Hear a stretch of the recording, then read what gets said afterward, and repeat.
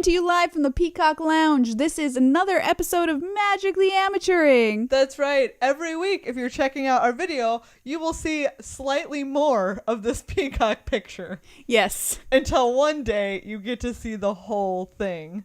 But we're leading up to that because it's pretty magnificent, so you can't see it all at once. You guys, if you haven't checked out our video version of our podcast, this will make no sense. You will not know what we're talking about. Make no sense. And do you know what? That's on you, because that video is out there in the world. It is. We're not withholding you from you. No. We're not keeping it back. No. We're not hiding it. No. We're not secreting it away. Mm-mm. We have not in the middle of the night stolen it from you. No. And taken it somewhere. We have not put it inside a golden turtle shell and held it for our own purposes.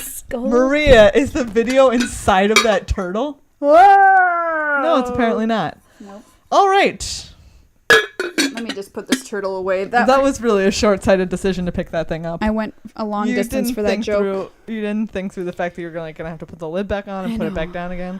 Anyway, now everybody out there in Videoland knows I have a golden turtle in my house. But do you know what else requires thinking through in addition to picking up turtles? What? Magic the Gathering. Magic the Gathering is a game which requires, brains. It really does. It requires, some amount of brains, some amount of brawn. Yep. You have to have enough brawn to pick up cards. It's a minimal amount, but it's some brawn. It's some brawn. Mm-hmm. Involved. You're going to need some brownies. Brownies? Brownies. You're going to need some brownies. Everybody needs a snack. Brownies and brawny, the paper towels, in case you spill your Diet Mountain Dew all over your game state, which I've been known to do. Or your other beverage of choice. Yeah. Mm-hmm. It doesn't have to be Diet Mountain Dew unless you're Maria, in which case it literally has to. It literally has to be. Because that's how addiction works. It has to be magic, and it has to be Diet Mountain Dew. But to help you with brains/brawn, Megan and I come to you every week here on Magic the Amateuring to give you tips on how to become a better Magic the Gathering player. Perhaps you're a new player to the game. Perhaps you're a veteran returning to the game after many eons. Or perhaps you're a seasoned player who just likes to have a good, fun time. Yeah. We won't hold that against you. Join us. No, we certainly won't. Except every once in a while, we do hold it against you. Give me an example of when you've held it against somebody. When I've held someone being like a good Magic player against them. Yeah. Anytime they beat me. Salty. That's not true. I'm actually more upset when people who aren't super skilled beat me. If someone is skilled and beats me, I'm like, fair enough. Yeah, I mean, we've talked about that on the show before. We definitely have. And Magic is a game of variance, so sometimes the worst players will win, and that's just the way it goes. Exactly, and that's a little bit of the magic of the game. On this, I didn't even mean that. Great job. Oh, High God. Five. On this week's episode, we're going to dive deep into the mailbag. We did a little bit last week, but this week we're going even deeper down to the bottom of the mailbag where all the crumbs are. We are reading. Wait, Maria, your post person is doing something wrong because there shouldn't be mail crumbs in your mailbox. Oh, you don't get crumbs? I don't get mail crumbs. I only get entire envelopes. Oh, it's great. Sometimes it's chocolate chip cookie chunks. Sometimes it's chunks of a Rice Krispie bar. Sometimes it's old pieces of gum. Sometimes it's the crust of a old French toast. And you eat them? Just a little light snacky poo. Oh, gross. I mean, I know that what you're saying isn't real, and I'm still grossed out by you right now. Thank you. You're welcome. So on today's episode, we're going to answer questions from you, the listeners, that you've submitted to us on Facebook. That's facebook.com/magictheamateuring, on Twitter @MTAcast, and to our email, magictheamateuring@gmail.com. Of course, if you have more of these questions, please send them in. We love to read them and answer them. And this week, since we're kind of in the middle of a set, we figured what a great time. What a great time to stop. Stop and wait a minute and think about it a bit. That sounds like the lyrics to a song that we're like, right? No, we can do better. Wait, what's the song that I was thinking about? Stop, collaborate, and listen. No, there's another one. Stop in the name of love. No, that has specifically wait a minute. Oh, I think I feel like I know what you're talking about. What song is that? All right, listeners, here's our mailbag to you. Stop. Wait a minute. Put some liquor in it. You're thinking of Uptown Funk. Am I? Yeah. Here's my cup, put some liquor in it, right? I don't think that's the song that I'm thinking of, though. I think I'm thinking of an older song than that. I literally told you the song, and you're not even thinking it's a song. I don't even... This is my life. This is what I have to deal with. Maybe you're right. Wait, maybe you're right. I'm always right. Wait Megan, a minute. Fill my cup, put some liquor in it. Yep, okay. You're always thinking about Uptown Funk. Except when I'm thinking about Downtown. Oh, yeah, that's another great song. Both great. Anyways. Yeah. Where were we? The show. Let's stop and wait a minute is where we were. Let's do a show. Let's do a show. For the noobs, Mulligans. That's going right. deep. We've definitely talked about mulligans in the past, and I'm not going to mulligan this cat on my lap. Hello, cat. If you're watching the video podcast on Tolarian Community College's YouTube page every Friday, you can see my sweet cat. And you saw that the cat just bit me. That bit Megan. It's not so sweet. I lied. I can't lie on a video jerk. podcast. What a goddamn jerk. Now he's being real nice. I don't know. Cats are so hot and cold like this. It's like that Katy Perry song. He's hot and he's cold. He's yes and he's no. He's in, then he's out. He's up, then he's down. Up, then he's down. Anyways, so mulligans, we've talked about them before on the show. Yes. But I thought we would revisit them because I feel it is like some mechanics evergreen. Yeah, like some trees as well. Evergreen. And I meant both card mechanics and magic mechanics. You know, some mechanics you go back to year after year, and some it's once and you're just like, one and done. You did a terrible job with my car. Nope. Anyways, so mulligans is something that I've been thinking a lot about lately because I feel like it's a really big area where I have a lot of room for improvement. Oh, really? Yeah, I feel like recently I've noticed that like my mulligan decisions are like not up to snuff or up to scratch or up to par. They're Which not is up to snuff, scratch, or par. You have to pick one. No, it's not up to any three of. They're not up to any three of those things. I never say up to scratch. Is that like no? That's a saying. I think it is, but yeah, I no, never say it. Is. But I definitely say up to snuff. Up to snuff. Are we talking about drugs? What? No, scratch is not a drug. No. Do you have got any scratch? That sounds like money. Do you have any money? I meant snuff. Oh, that is. But that's old fashioned. What? Old fashioned cocaine, right? No. What? Why are you laughing? I can't. Because the phrase just struck me as funny. It's what? like old. Oh God. It's ground deer all over again. Yeah, it is. There was an episode where Meghan made a joke and laughed for like 10 minutes. For like 10 minutes. It's old fashioned nose tobacco. Like that's right? Old fashioned nose tobacco. Yeah.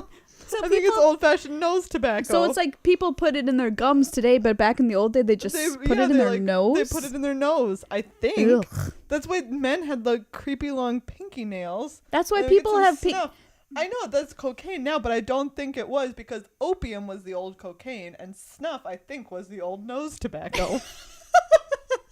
I'm not 100% sure though. I'm not 100% sure. Look that up. Wrong. You guys, what is snuff? Tweet at us at MtA Cast. Exactly. This is our second mailbag question to you. And I don't want to hear about snuff films. Get that stuff out of here. Exactly. So anyways, they're not up to scratch, par, or snuff, my mulligan decisions. Okay. And I feel like it's just something that makes, like, sometimes you can win or lose a game based on that. Absolutely. It is, I think, very unique in the fact that it can be literally a pivotal decision. There's so many like minuscule decisions that go into deciding, whether you win or lose a game of Magic in addition to variance. But mulligans are sometimes it's a giant decision. Yep. It can be the one decision that determines whether you win or lose. And so like I said, I've been trying to make better mulligan decisions. Sure. So I thought we could look at it and break it down a little bit. About like what are you looking at when you're thinking about a mulligan? I think the most basic thing that you're looking for, of course, is a good mix of lands and spells. Yeah, absolutely. Generally, depending on your deck, anywhere between 2 and 4 lands is considered acceptable. Right. So meaning anything between like 3 and 5 spells. Right. is going to be okay. As well as the mana to be able to cast those spells that are in your hand. So you might have a red card and only blue lands, vice versa. You know, that kind of thing. Yeah, absolutely. And so in fact, so I was especially thinking about this because I made a draft video this week, which if you guys want to go check it out, magictheamateur.com, and you can check it out. And I make some very poor decisions around planar outburst. What do you mean? Like you should have awakened? I just cast it. I don't think I cast it at optimal times. Okay. Just something I talk about in the video. So anyways, Sure. go watch check it out. No spoilers. And there are times when, so it's obviously has white. It was a black-white deck, and I had like 3 fortified ramparts because it was a late game deck, and I just went all in on late game strategy, and I ended up with 10 plains and 7 swamps, and I had a lot of early white spells, and there were several times when I would have like spawning bed, swamp, and like fortified rampart in my hand. Ouch. But do you know what? I kept those. And it was every time I drew what I needed in time. Did you have other cards you could play if you never drew your planes? One, I thought usually those cards had something powerful to do a little bit later. Like maybe I had my outburst in my hand, which isn't the best example because it requires white. But one, like I said, I was playing 10 planes. So if you think about it, there's 10 planes out of 33 cards in my deck. It's a good chance. Exactly. Yep. It's about a 1 in 3 chance, and I needed to draw it sometime in my first 3 turns, which I am very likely to do. Right. And I knew that if I drew one planes, for my strategy, it would be great. Because especially because Fortified Rampart is an 06, and so it's going to do its job. Exactly. Even on turn 3 or turn 4, which is blocking whatever they have to play. Yeah, precisely. And especially in this format, so these are some of the factors, right, that are going into it. One, I thought about how likely am I to draw what I'm going to need. In this case, it was planes, and I was just absurdly likely to draw Like, we could do the planes. math on it, but it was a pretty high percentage. It was just factually very likely to draw planes in those hands. And then I was thinking about, okay, but how does that fit into this format? And this format has turned out to be, like, people don't always do a ton on 1, 2, and 3. There's a couple of decks that do, like maybe some, like Sludge Crawler has turned out to be a very solid 1-drop that people play. Mist Intruder is going up, but they're only hitting you for 1. Exactly. Culling Drone. Yeah, and those, like, there are very few strategies now. Like, BFZ tends to be a little bit more about the later plays at this point. It's kind of how the format has worked itself out. So I knew also, it's like, okay, do you know what? I'm going to probably, if I don't draw planes until turn 5, there's a really good chance that I'm actually still going to be alive. To not far enough behind, in other words, as well. Exactly. Not too far behind that I'm going to completely lose the game based on it. So yeah, those were interesting. That was another really big thing that went into consideration. And the last thing was, again, like, how does this fit into my deck and into my plan? And it's like, well, actually, my deck has a lot of late game power. I had like an Emiria Shepherd and a Void Winnower in my deck. Ooh, and nice. Again, of course, the planar outburst. And it's like, okay, so it actually works really well in my strategy, even if I don't play stuff super early. And I have my early cards. The only thing I need to draw is the planes, and I'm highly likely to draw it. So in that case, it's like all of those, usually I think in the past I would have looked at swamp, spawning bed, and like and 2 fortified ramparts and been like, crap, can I keep this? And I don't think it's necessarily clear cut, but I do think that I maybe used to be inclined to throw it back, and this time I kept, and I do feel like keeping was on the correct side of the decision. Yeah, so it's interesting. So when you're a new player coming into Magic, mulligans are a very hard thing to learn. They totally are. You sit there and you stare at your hand and you're like, I have no idea if I'm supposed to keep this or not. Exactly. It's like putting on a pair of ice skates for the first time. You're like, I have to hobble across the floor to get to the ice. Yeah. Mulligans are that floor that between hobbling. The bench and the skating rink while you're on ice skates. This metaphor works perfectly. Don't question it. I think something to keep in mind for the newest players when you're thinking about mulliganing is what we discussed at the top of this topic, which was, do I have a good mix of lands and spells, and am I able to cast them with the colors of mana that I have available? Am I not going to make a play until turn 5 in the game? That's probably not good. Turn 4, also probably not good. Yeah, really pushing it. Really pushing it. And especially, and again, so one, if you're, again, like we said, just starting out, that is a very good place to start. I do think when you're starting to think about it in a little bit of a more nuanced way, you do have to think about, like, okay, is my deck about early plays or is my deck about late plays? Right. Because if generally all of your stuff at 4 and 5 is very powerful stuff that you can play, you're more likely to be okay waiting to cast those spells. And we're talking like board wipe powerful. Exactly. Or even like if you have kind of like I'm trying to think of like what's a really mediocre 4-drop in this format. Like a 3/3 for 4, like a 4/3 Cloud Manta. Okay. Right? It's like if you play nothing and nothing and then you play Cloud Manta, and even that's like reasonable because it has flying. What if it's like an Ondu Greathorn? Right? That's just like, no way. That's a terrible card. Yeah. If you have a powerful card on for like the thing that's coming to mind is Incubator Drone, but that's a little low on the power level still. But right, it's probably gonna get you a spawn. It'll probably trade with their 3-drop. If you have something on 5 like a Kozilek's Channeler and your deck has really good late game power, you might be okay. But if your deck is kind of relying on just making a very convincing board presence early, then like no, you definitely can't wait until turn 4. Right. So yeah, and mulligans, by the way, are something that you get better at as the more you play. Yes. You learn, I should not have kept that. Like we've said it on the show before, and I know not everybody follows this rule, but you probably should never keep a 1-lander or a 1-speller. Yeah. Much like a spelling bee does not have 1 speller, neither should you. I mean, at the very end, a spelling bee has 1 speller. Yeah, it does. Yeah. But they also have 1 champion. I don't think I'm following what you're saying. Like the 1 speller is the champion. Yeah. He's not a speller anymore. He or she is, they're the champion. But they're the champion speller. I don't want to get into semantics with you. Okay, but I mean, we're talking about a spelling competition, so I think I'm allowed to argue semantics. That's an early rule I had for myself, and it was really tough to keep at the beginning, but now I'm like so much better at keeping it. Yeah. So, a good rule that I heard not too long ago, was if you only need 1 card to make the hand good, like it's probably a keeper. That's an interesting which way. I think, yeah.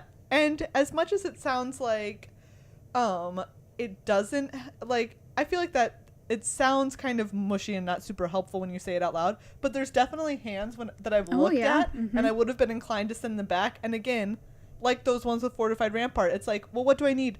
I need 1 card to make this a great hand. Like some blocker that I just am going to throw in front. Exactly. And it's not, do you need 1 card to make this a mediocre hand? But it's like, do you need 1 card to make this a good hand? Then like, yes, probably you're going to keep that. Especially if the card that we're talking about is a land. Like when you're dating somebody, like they just need 1 thing and then they're a keeper. That's the worst thing I've ever.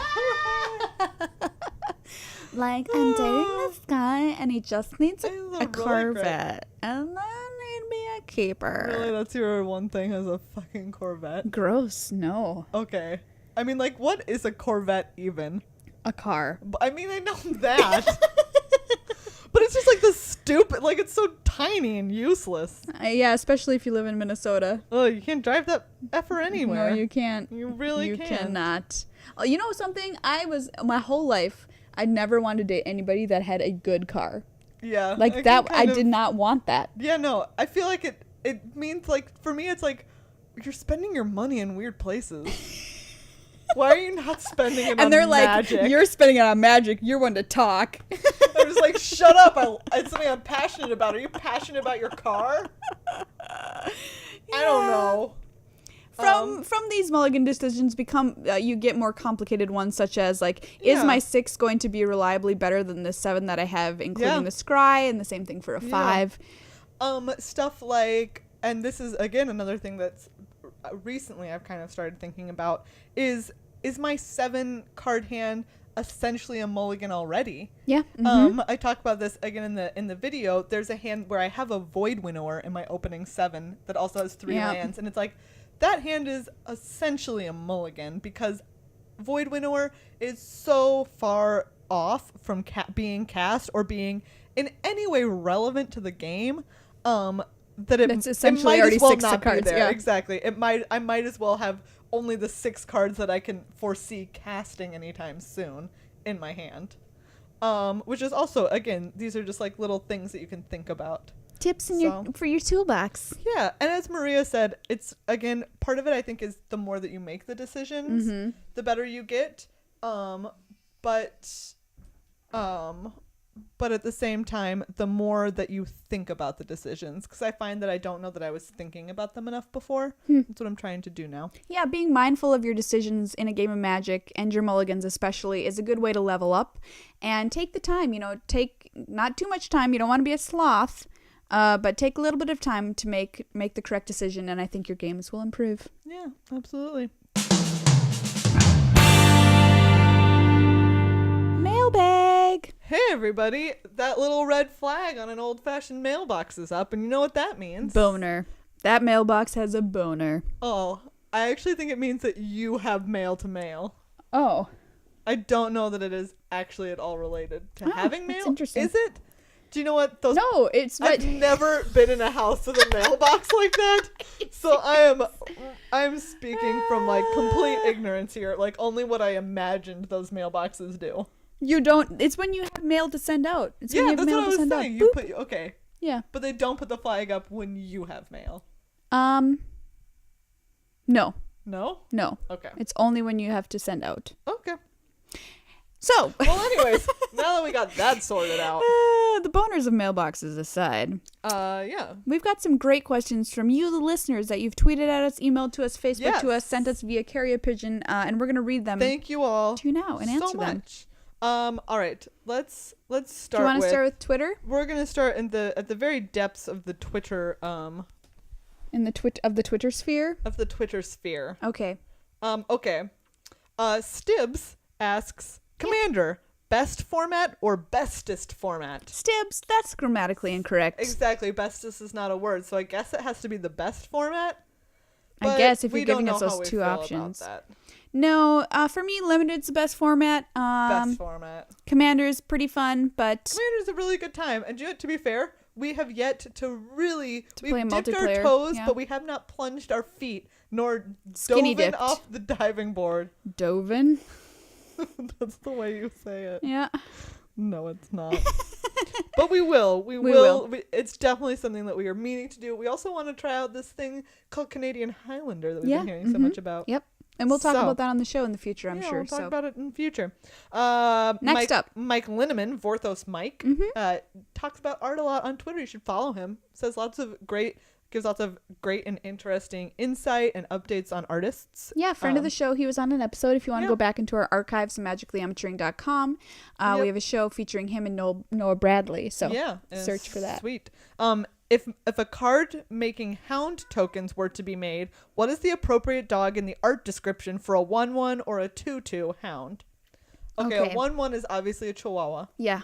But a 2/2 is definitely a wiener dog. Wiener dog. I love it. Yep. I think that's exactly what I was going to say. He also tweets the cutest fucking pictures of his wiener dogs. Yeah. Oh my god, they're so He has cute. a dog named Milk Dud. It's cute. Follow him. Today he was wearing a vest and a hat because it was snowing here. Oh my god. It was the best. Brian Dawes asks, which tribe in Magic is your favorite and why? Does he mean like wedge or? I assume he means like color affiliation of any any the shards, of the wedges, of the guilds. The guilds. Sure. I'm Rakdos. Everybody knows that, and I will always be Rakdos. Rakdos power. Yes. Blood for the blood god. Do you know? I think I am Azorius, but there's a chance that I'm like Esper or Bant. Yeah. And I just haven't explored enough recently. It's college, Megan. I know. I really time need to to get explore. out there and explore.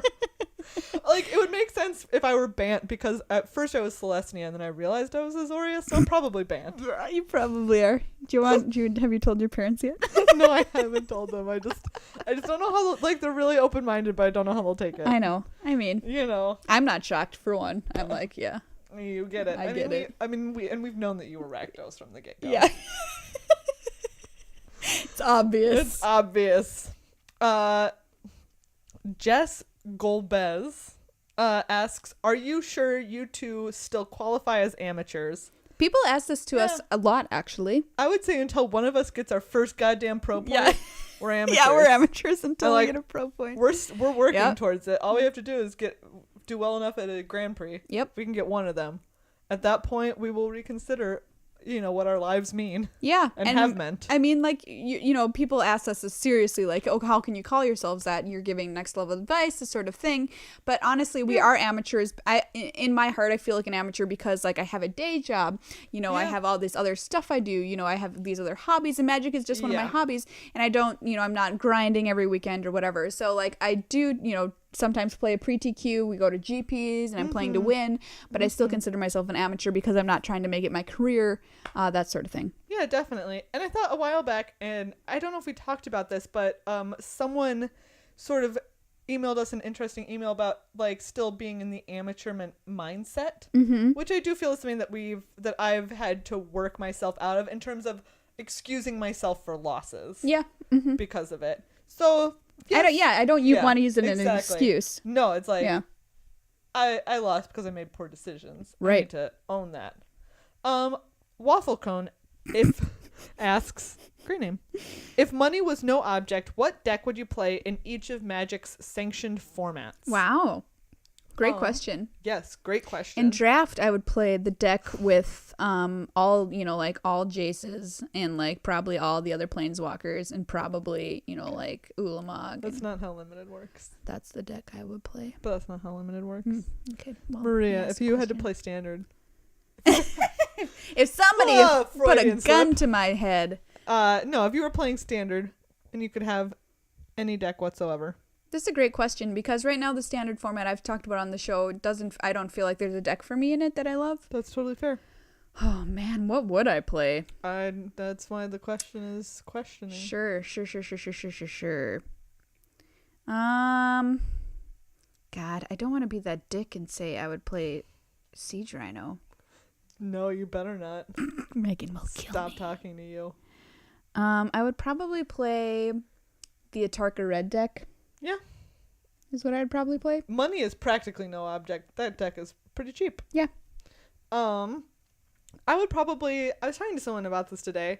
I was talking to Erin of the Girlfriend Bracket. Another solid podcast that you should give a listen to. And we she was talking about she was like, oh, have you tried like Dark Jeskai? And I was just like, oh, it just feels too much like embracing the Sith side of thing. It's just you're going to the dark side? It's just the evil. Well, it's just evil because it's just absurdly powerful, but only because it's playing all these stupid ass rares. I mean, it's so greedy. Like, it's super greedy. But at the same time, like, I would love to give it a try just because it does look absurdly powerful. Yeah. So I would give it a try, even though it would make me feel a little gross and dirty. How about modern? Ooh, that's a good question. I would probably try out artifacts in modern if money was no object. Affinity, yeah. I think I would, I've almost built Scape Shift, which I'm very excited to try. I would probably try like one of like Jeskai Twin or something like that. Oh yeah. I would love to try a twin list, but those are absurdly expensive. Yeah. In Pauper, I want to try a Delver, but that's not, it's only like $50-$60. Yeah. Legacy, Vintage, I have no idea. So Legacy, I would totally play Miracles. Oh, Miracles seems fun. Watching that deck, it's just like, yeah, that's my thing. Maria's all counter spells. You just counter shit. Gross. You just counter shit all day. Oh, it's so beautiful. Why do I let her in my house? It's so amazing. I love watching. I've never played a game of Legacy in my life, but I will watch. I just want to triple sleeve my cards. Yeah, that's true. But I will watch someone play Miracles Like all I will day. watch endless rounds of that. Endless rounds. It's so great. And then Vintage. I honestly don't know. I've been watching the Vintage Super League, which is super interesting and it's very crazy. Yeah, I would imagine it's pretty complex, actually. Oh, there's just so many things going on that I don't understand. But I would say Olorade. I don't know how to say his name. But anyways, he was playing something called, what was it? Grixis. Peanut butter. Grixis peanut butter. Yes, exactly. No, Therapy. Because it plays Cabal Therapy. Grixis Therapy. Grixis That's Therapy funny. is hilarious. Anyways, and it has like young pyromancers and counter spells and discard spells. Oh, does it have a counter spell in it? Guess what? Meghan wants to get married. To counter spells. Yeah. I do. So anyways, that one looked pretty cool. Like, yeah, I would totally give that a try. So Cool. let's say that one. All right. I would try out Grixis Therapy. All right, I wouldn't have noted. any idea what I was doing. I bet that listener asked us that so they could send us all of those decks. Thank you. All right. Joshua Millard asks, if you have main deck and Snaring Bridge, Blood Moon, Chalice of the Void, and Graveyard Hate, can you have friends still? No. No, the answer is no. Nope. Okay, moving on. Moving on. Dix asks, were there any other workshop slogans for the show before Good Luck High Five was established? You know what? Actually, this is an interesting question because we've talked about this on the show before. We almost changed the name of the show to Good Luck High Five. Yeah, we did. Back when we knew that some people were turned off by the name of our show being Magic the Amateuring, and totally. some more advanced players were like, that doesn't seem for me. Yeah. Anyway, we decided to go with it anyway because we were kind of enfranchised and we're like, we're just going to keep our name. But one of the things that had come to the top as one of the suggestions was calling our show Flavor Text Theater. Do you remember that? No. God, I Yeah. don't even remember that. Yeah. And I was like, no, that's stupid. That was a good decision on your part. Like, solid. And, like, Good Luck High Five doesn't even, like, it just, like, happened. It just happened. Yeah, we weren't did even, not like, talk thinking about of it. slogans. It just kind of, like, evolved. If you that don't know way. the story is I was playing Magic Online and I thought that's what Good Luck, what GLHF stood for. And we also had a discussion on the show where we were like, I feel weird when someone sits down across from me and says good luck and it feels insincere. So what should I say back? And we're like, High five. Yeah. We'll just say high five. So that's how it was born. Yeah. Anthony Caldwell asks, my question for this week is, what was the first deck you ever loved? Oh, that's really nice. Yeah. Sure. It was definitely a draft deck for me. Yeah. And it might even be the first deck I actually ever That was an drafted insane Rakdos deck. in a tournament, which was my first draft, and it was a big, like, 50-player event or something like that, and I ended up getting third with it. And I think the reason was because I sat down, I knew I wanted to play red, so I kind of forced it. Black was open, I took it, and it just so happened to be like the kind of deck that I play very well. So I got it, and it was great. Yeah. Rakdos Smash Face. I would have to say it was my first deck I ever made. Yeah, for me it was also like an early draft deck of mine where Celestia just came together. Yeah. Like it was insanely open, and I got like all of these common bonds and like Call of the Conclaves. Sick. Just like a ton of really sick things. I think that I even had like a Wayfaring temple with all of this populate stuff going on. It was super great, and I really loved it. Megan, question, do you still Yes. have that deck? I might. I still have mine. Yeah, I think I might. I'm not 100% though. My stuff is Magic Sprawl. It's a real thing. We should try and find them. Mine's Yeah. like sleeved up in some That would crappy be like black amazing. sleeves. Yeah, exactly. As is mine. Oh, Unleash, you guys. I love Unleash. And let's see, he also asked, and if you had to date a non-Planeswalker legend, who? Gleemax. I want to date a giant brain. That's a little weird and a little gross. I would have to say, God, I don't think I know enough. I mean, can you think of a like, legend? Like, how about like probably- Surak? Is he a legend? No, he is a legend. Okay, I would date like Dragon Lord Ojutai. Oh, yeah, I can see that. Why the heck not? Yeah. Right? I mean, if you're gonna date a Dragon Lord. Date a Dragon Lord.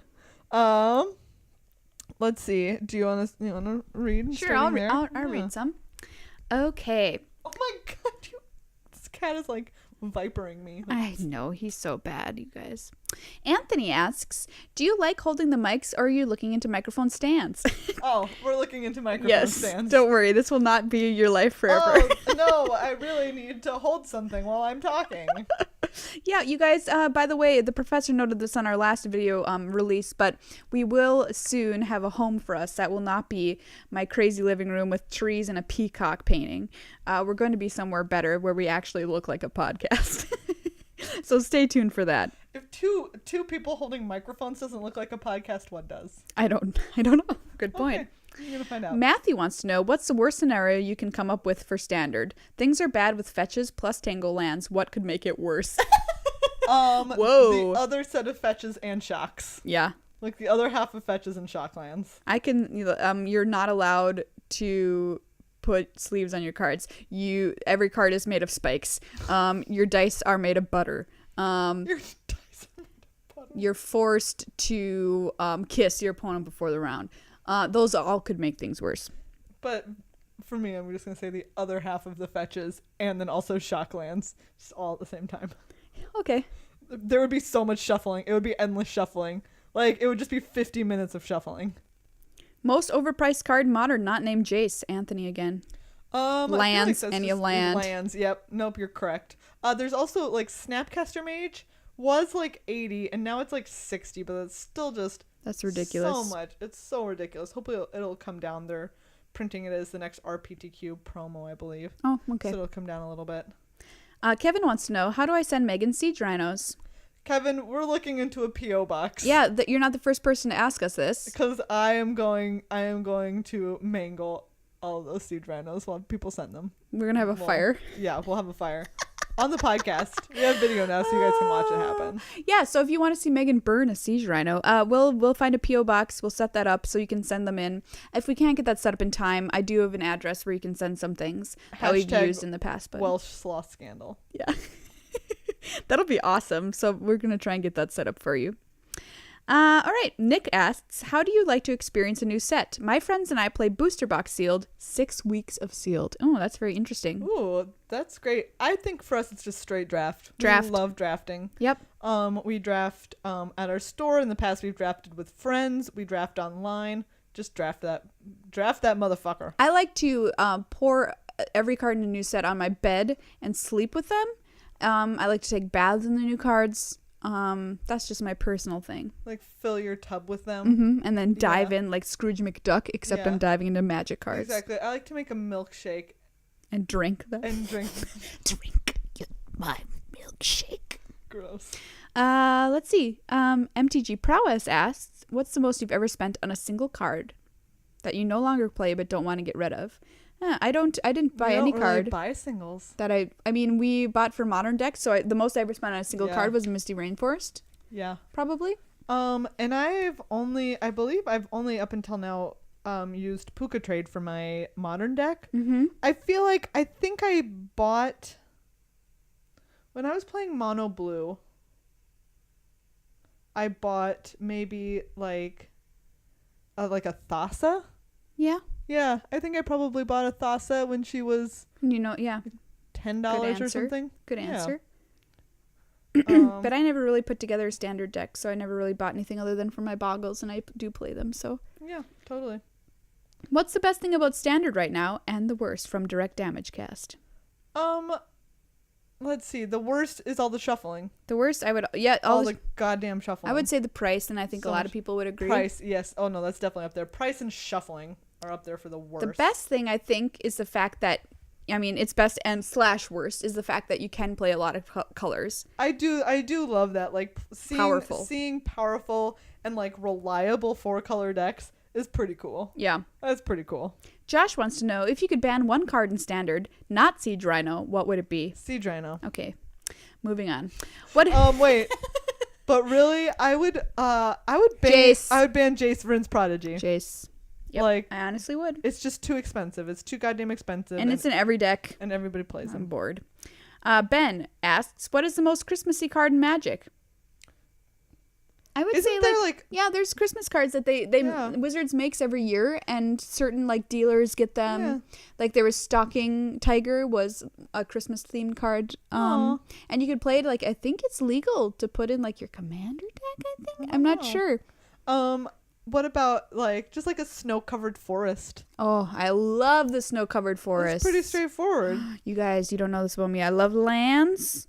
And I love full art lands, but I also love the snow-covered lands, and I'm really sad that snow-covered forest with those beautiful birch trees was never printed in foil. Wizards, are you listening to me? I need some more birch trees covered in snow. Foil, thank you. I'm sure it'll happen. Yeah, it's gorgeous. Go back to snow times. Yeah. Anyway. But yeah, they do print Christmas cards every year, so that's cool. Check that out. Andrew wants to know, when are the winners from each set going to face off in the Cutest Card Championship? Great idea. Gnarled Pack. I mean, and we did have somebody else ask us who's the ultimate winner. It's Gnarled Pack. It's Gnarled Pack. But we should have like a bracket at some point. We could do a bracket. We should have a bracket. We should have a voting bracket. I mean, if the listeners think it like differently than us, first of all, they're wrong, know. But it's interesting. Well, let's make a bracket. Okay, we'll make a bracket. We're going to make a bracket. Thanks, Andrew. Great suggestion. Great suggestion. If you were a siege rhino, what noise would you make? Asks Autumn. Autumn, you kicked ass at the Pro Tour. Yeah, you did. I saw you go 9-1 with that deck. Yep. Only standard deck to go 9-1. High fives. High fives. Second, I would make, oh God, the noise of a slowly drowning rhino. Yes.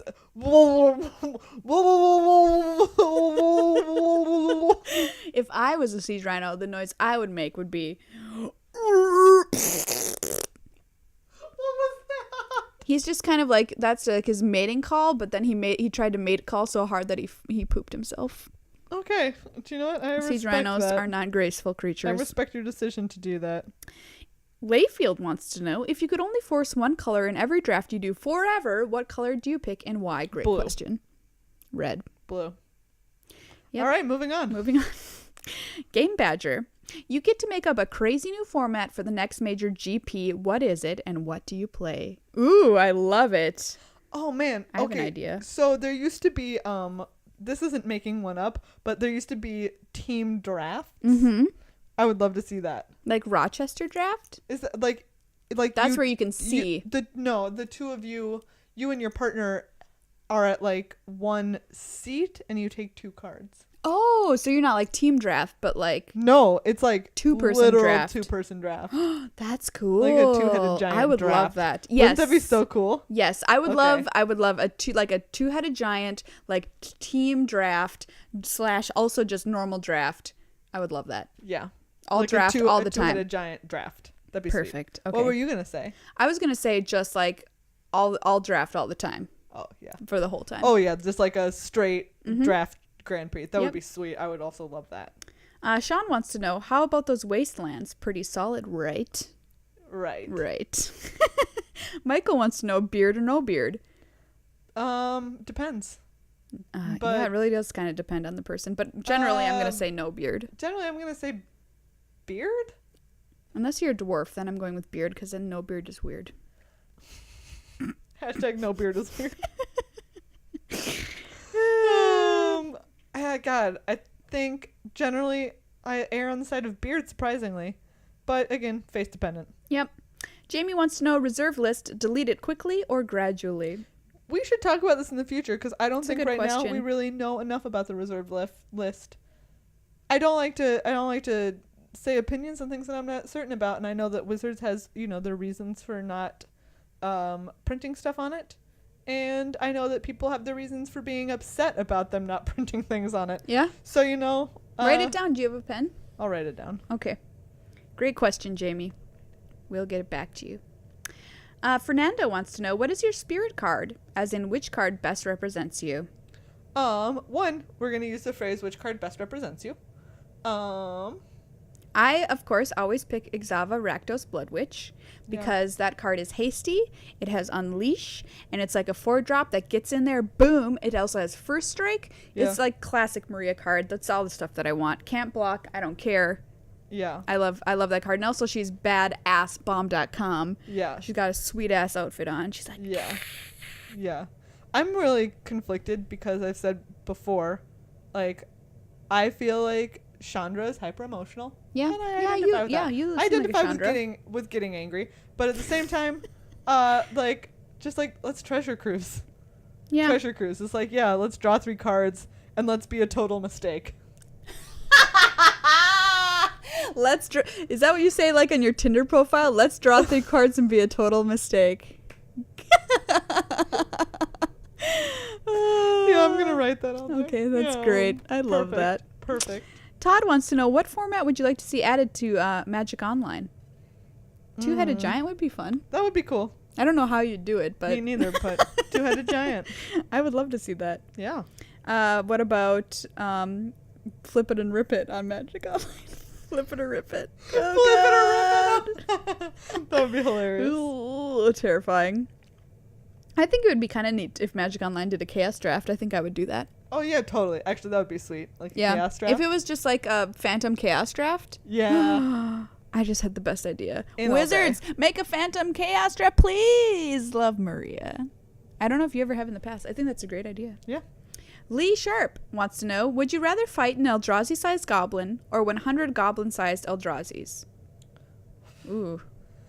That's a really good question, Lee. Goblins aren't the smallest thing in the world. No. So I think it's got to be one Eldrazi-sized goblin. Man. Yeah, because I feel like Eldrazi is also harder to fight than a goblin. Yeah, because goblins are like waist high. Yeah, and what is a goblin gonna do? They're just kind of tricksters. I could probably kill it with fire. Eldrazi, I don't know I don't know how to kill an Eldrazi. I Honestly, don't know though. I don't have a Although, Hedron. Like it's so like an Eldrazi is so big. I know. How are you gonna like even if it's a goblin-sized Eldrazi? Yeah. How are you gonna kill that goblin? It's huge. I don't know. Huh. I'm gonna have to think about this one more. Okay, we'll get back to you, Lee. Okay. Sebastian wants to know, if you could remove or modify a core rule of Magic, what would you choose? That's a great question also.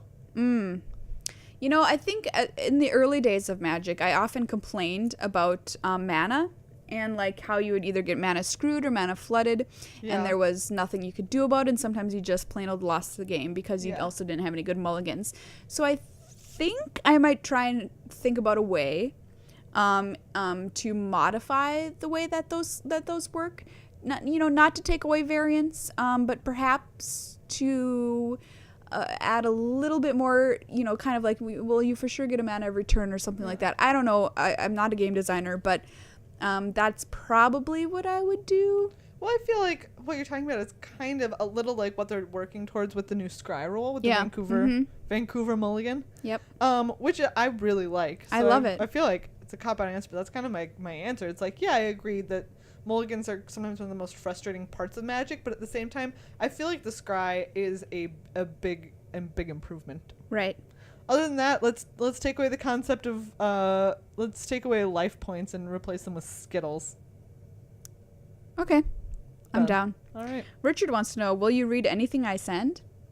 Great question. You're just gonna have to try. You're just gonna have to find out. Jeremiah, if you're stuck on a plane that isn't our own, which one and why? Ooh. For a second, I thought he meant like an aircraft. I was like, I don't ever have a plane, so like, whose plane would I be on? I don't know. Someone cool. Kaladesh. Kaladesh does seem super sweet. Steampunk planet. I love it. No, you're right. Like a steampunk. There's Thopters. I want to ride my own personal Thopter. Oh, yeah. It does seem super cool. Innistrad would be so gothic, though. Yeah, it would. It's so gothic. There's horror. like vampires. That would be fun. You're right. That would be fun. It would be. I suppose if I want to go for a weekend, I'm going to go to Horror Town. But I don't want to go for a weekend. I don't know if I want to live there. To live there. I agree. Yeah. I agree. Vacation in Innistrad, live in Kaladesh. I would probably vacation in Theros, actually. Oh, man. I would love to go to Theros. Yeah. Love to. Huh. Yeah. That'd be sweet. This is a tough question. Yeah. Those are good ones. Do you play games other than Magic? What are your favorites? Asks Ashton. No, wait, Aston. I really like Pandemic. Yeah, Pandemic's a good game. We really like Ultimate Werewolf. Werewolf is a lot of fun. Meghan and I first bonded over Catan. I know it's like a basic game, but I still actually really like it. I haven't played it in probably since we started playing Magic. Betrayal at House on the Hill is a game that we like, a board game that we yeah, that's a enjoy. good It's a one. fun game. Yeah.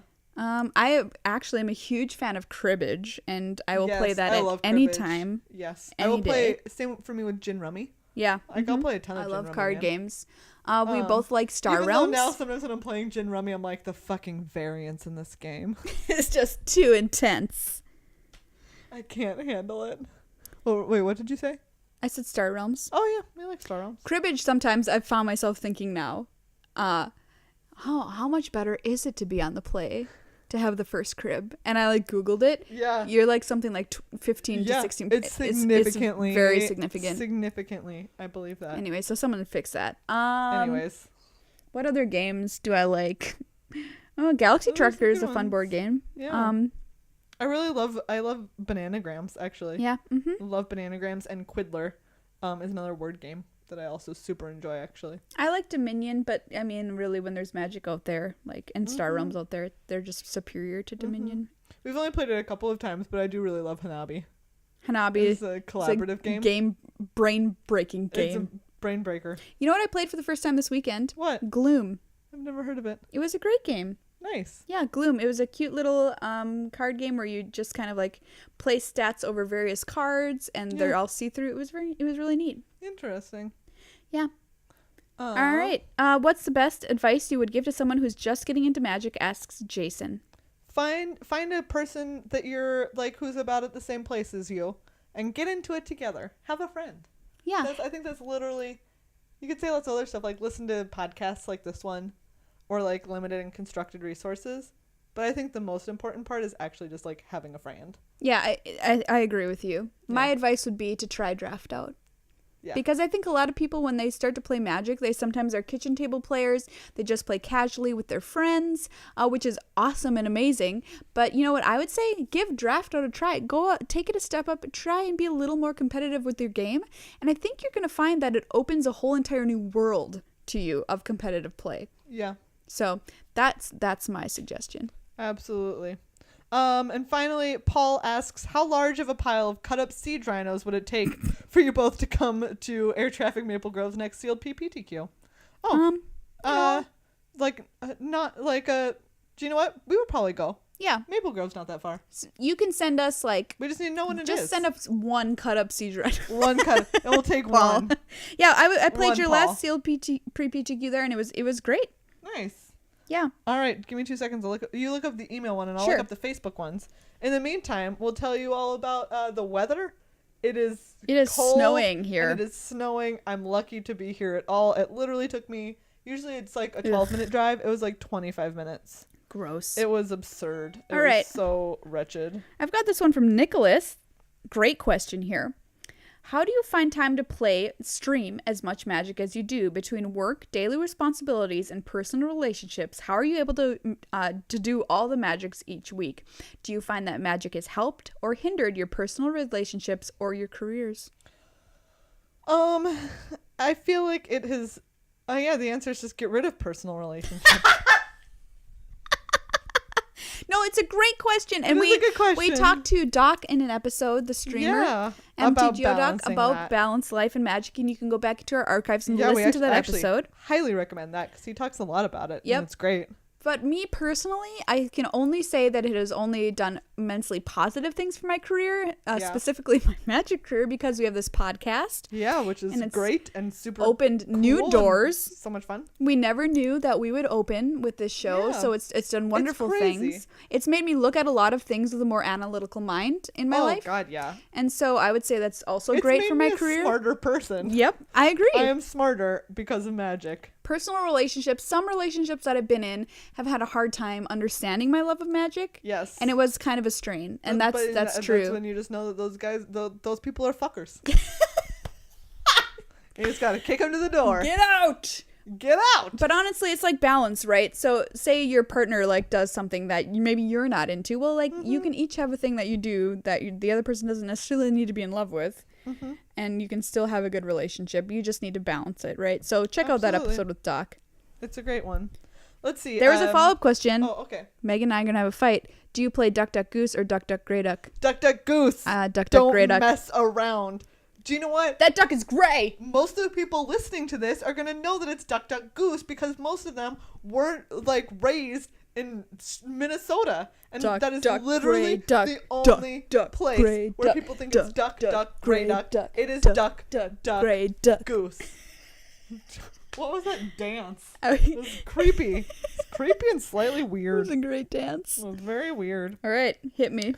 David asks, what are some alternate ways to cast Siege Rhino without actually casting Siege Rhino? Throw it at somebody. Very funny, David. Don't do that. You'll Very get funny. DQ'd. Very funny.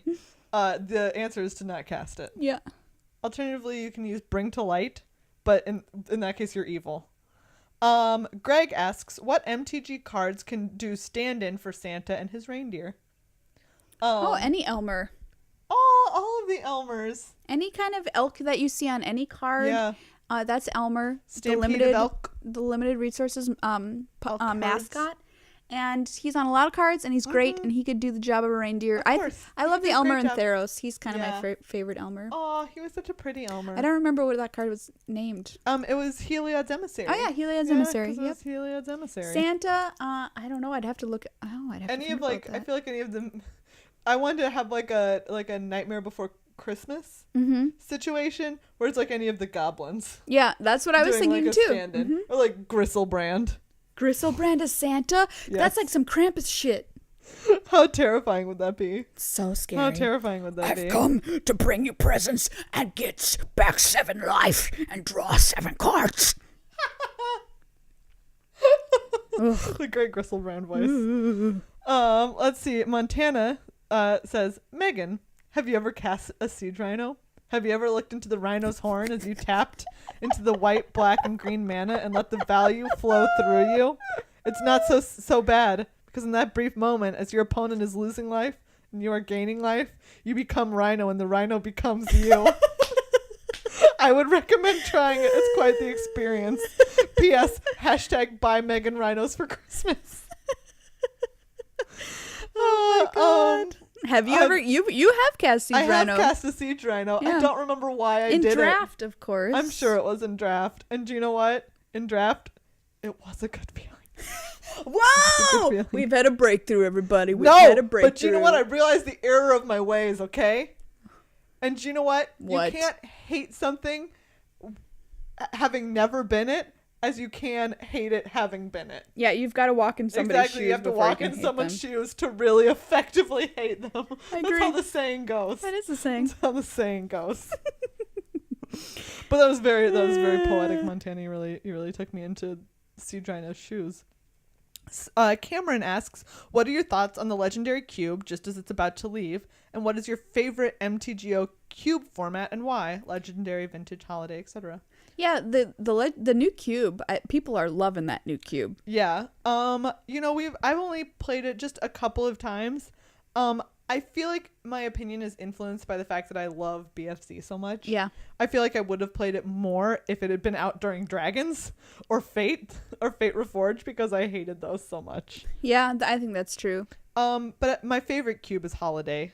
The powered cube is just sweet.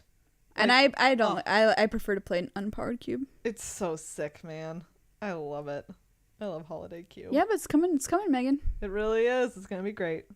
And this year I feel like so much better able to play like cube than I did last year. Yes. Oh my god. Last year I think was the first year that we really first like dipped our toe into cube. And I just had a great time. Like once I started drafting the Holiday Cube, like I didn't want to ever stop. I loved it.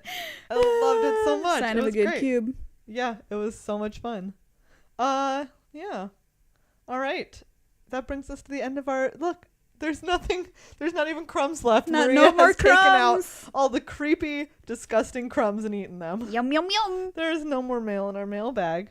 Thank you everyone so much for Yeah, that was responding. wonderful. And listeners, if you have a question, whether it's just a brief Twitter length question or it's a more in-depth question, please, we love answering your questions. You can tweet them at MTAcast or email them to us at magictheamateuring@gmail.com. Well, everybody, that's this episode of Magic the Yeah. Amateuring. Thank you so much for listening / viewing. Remember, you can check out this episode every Tuesday on iTunes and our website, but also you can wait till Friday and check this out on Tolarian Community College's YouTube page, and you can see our beautiful faces as well as hear our voices and see us do funny little dances like I did early in the show. Check out this cat and this peacock. Yeah. Those are things you can do. Those are the things that you can check out, man. They're pretty great. This show is brought to you by the listeners, by viewers like you, supported on patreon.com/MTAcast. Come join our Patreon family. We really appreciate it. We're working our way up to our next level, which is creating more My Roommate is a Planeswalker episodes for you. Holy F! I know, I'm really excited. My goodness. I hope we can make that happen. Me too. You can find us online. I am Ice Cream Socialist. And I'm horny_unicorny. And follow us. You can also find us on Twitch /Magic the Amateuring. And if you follow there, you'll be able to know when we are going to stream, which we are known to do sometimes. We are known to stream.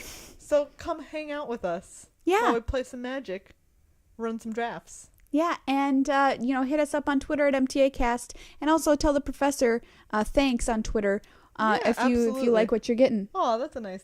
Yeah, because he's a great guy, and he's really helping us out by making these video podcasts. And we really appreciate it. And we really appreciate you, the listeners, so much that we're going to give you a big hug right now. Are you ready? And we know his real name. We do. It's We like shouldn't the say doctor. it. We shouldn't No. say it, though. It's too powerful. We shouldn't. But you guys, we know his real name. Are you ready for your hug? Okay, here it goes. 1, 2, 3.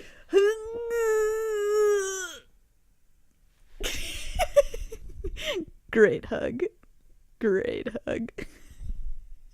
Oh, I'm hugging them longer than you are. Okay, I'm out of this. It got weird. Maria's skimping out on the hug. Megan, you are hugging. You're like at Shut up. significant other length right now.